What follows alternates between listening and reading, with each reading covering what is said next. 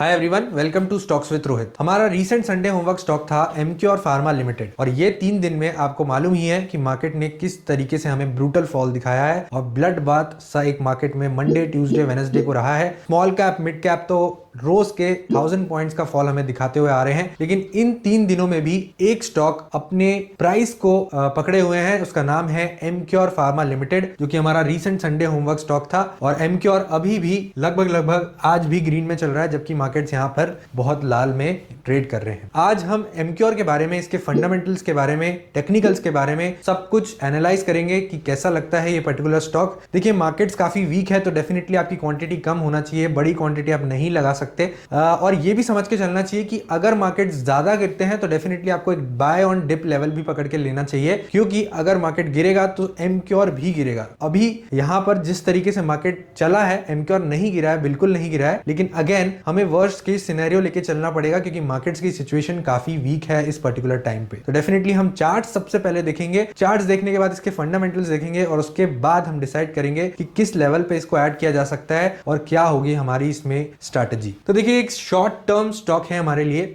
और अभी जो इसका प्राइस चल रहा है वो 1559 के पास चल रहा है, ऑलमोस्ट जहां मैंने आपको बताया था 1550 के पास में। और आप अगर देखेंगे तो ये वीक में हमें काफ़ी फॉल देखने को मिला है, क्योंकि यहाँ पर ट्रंप ने 500% टैरिफ की जो जब से न्यूज़ आई थी उसके बाद से मार्केट बहुत तेज़ी से गिरने लगे हैं। लेकिन एमक्योर अपने 10 डे मूविंग एवरेज को नहीं ब्रेक कर रहा है और 10 डे मूविंग एवरेज को यहाँ पर रिस्पेक्ट करते हुए चलते हुए आ रहा है और अभी भी अपने ग्रीन में ट्रेड कर रहा है आज के दिन भी। इसके अगर चार्ट्स अगर हम देखेंगे तो इसका बेसिकली यहाँ पर क्वांटिटी डेफिनेटली कम होनी चाहिए मार्केट सिनेरियो देख के।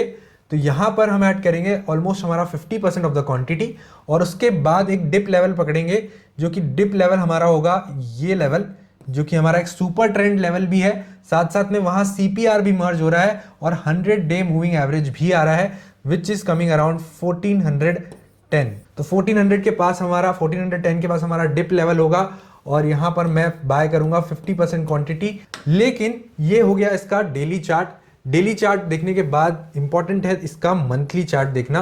और देखिए, मंथली चार्ट में क्लियर यहाँ पे एक बॉटम बना के अब यहाँ पर हमें आईपीओ सेटअप ब्रेकआउट मिल रहा है। एक लंबे समय के बाद आईपीओ सेटअप ब्रेकआउट मिल रहा है। अगर मैं देखूं तो महीनों में 1 2 3 4 5 6 7 8 9 10 11 12 13 14 15 16 17 18 19 ऑलमोस्ट 19 मंथ्स के बाद हमें ये ब्रेकआउट मिल रहा है। मतलब similar to what we got in Hyundai limited, Hyundai Motors limited.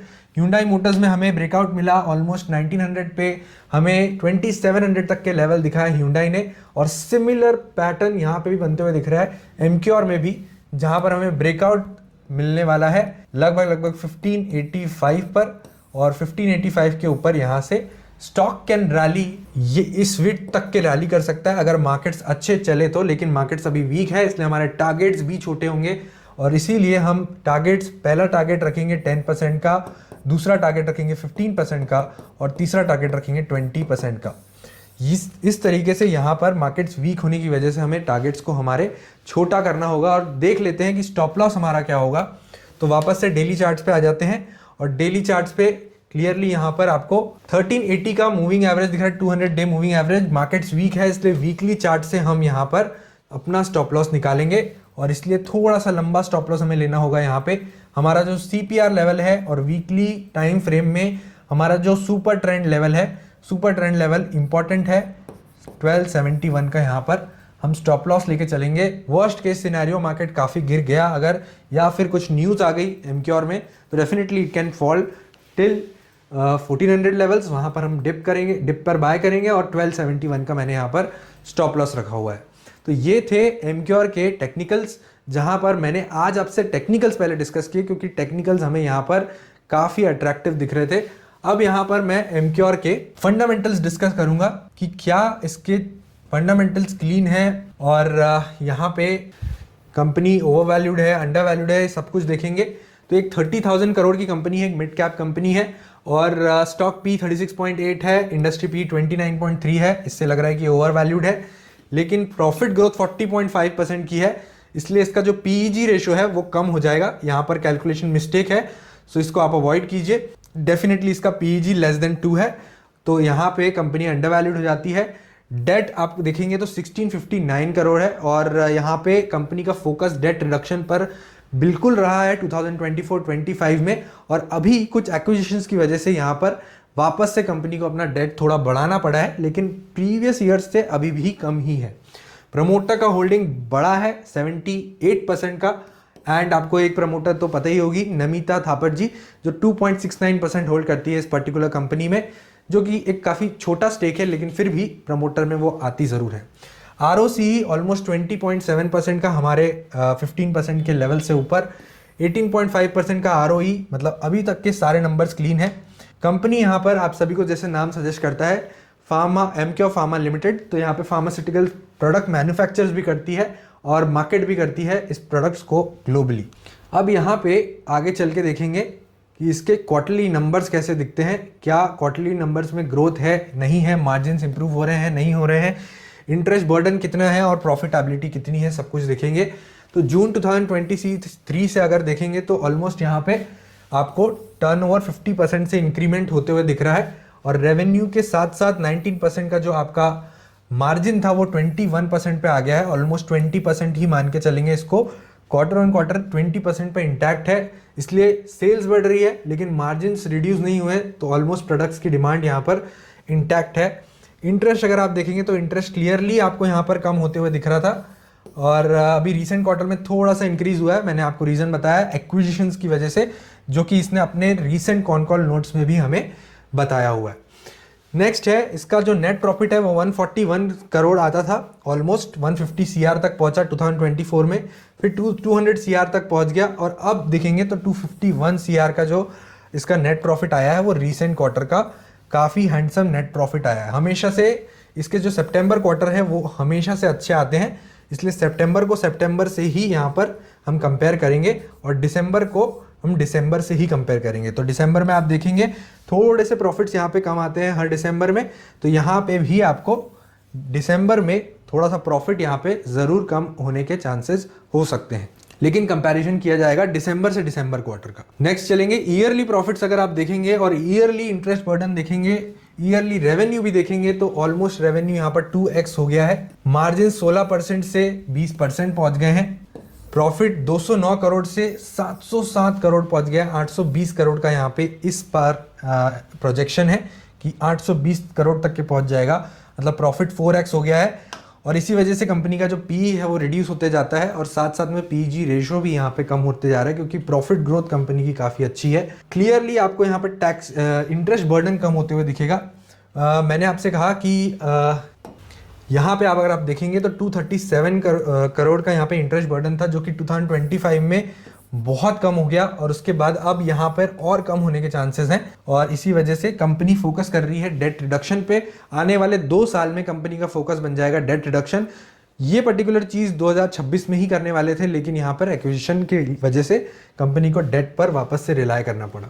आगे चलते हैं, बैलेंस शीट क्लीन है, कंपनी के एसेट्स बढ़ते जा रहे हैं, कंपनी की बोरोइंग्स रिजर्व से कम है और यहाँ पे अगर देखेंगे तो 1000 करोड़ की बोरोइंग हो गई थी, ऑलमोस्ट यहाँ पर 2300-2400 करोड़ की बोरोइंग से ऑलमोस्ट 60% बोरोइंग को यहाँ पर कम कर दिया था कंपनी ने और उसके बाद यहाँ पर वापस से बढ़ी है। कैश फ्लो बहुत अच्छा है कंपनी का, यहाँ पे कैश रिच कंपनी है, 852 करोड़ का यहाँ पे कैश जनरेट करती है हर साल का, तो डेफिनेटली कंपनी कैश रिच है, कोई प्रॉब्लम नहीं है इस पार्ट में।